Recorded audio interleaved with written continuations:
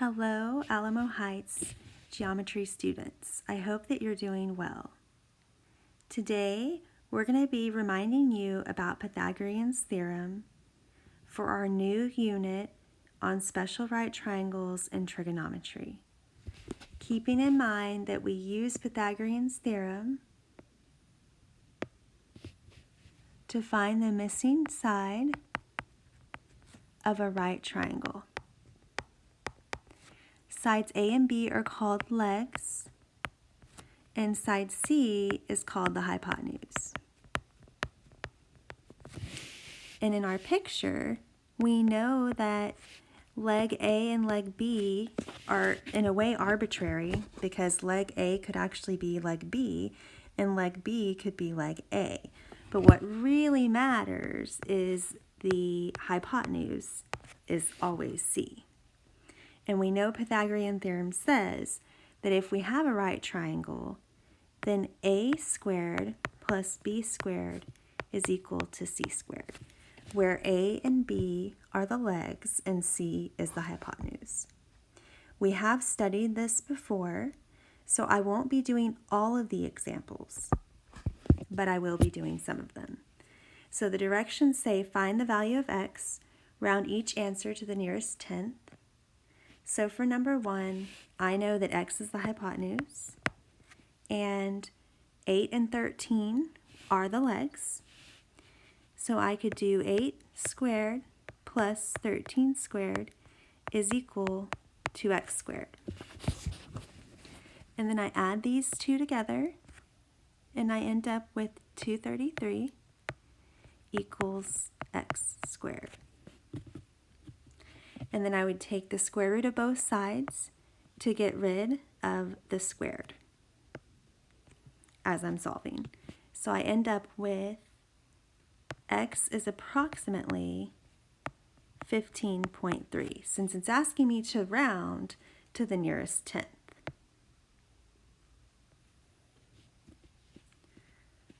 Number 2 is very similar. X is the hypotenuse once again, and 27 and 22 are the legs. So I would still be doing what I did the previous example, which would be 27 squared plus 22 squared equals x squared. I would add these two together, which is 1213 equals x squared. And then I would take the square root of both sides to undo the fact that x is squared. This would give me approximately 34.8.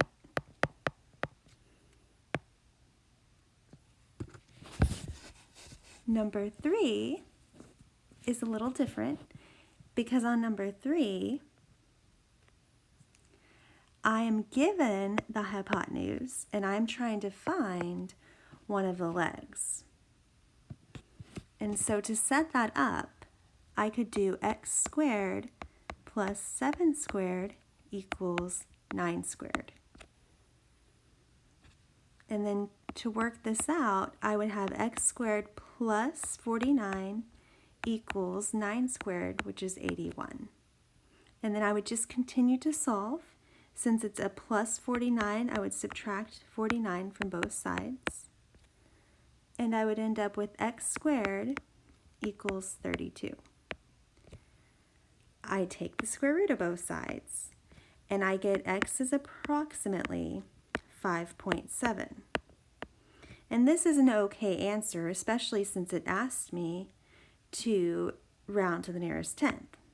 But we do remember that we can factor or simplify the square root of 32, and that the best simplified form of this would be 4 square root of 2. And that's something that we'll also be exploring.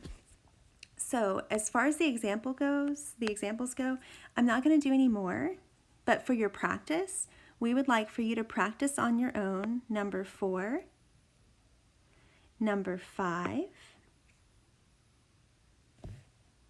which will be a little bit of a challenge, and number 7. We will also be posting the solutions on Google Classroom for you. And then after that, you will have a quizzes to try. All right, that's it. Have a great day. Bye.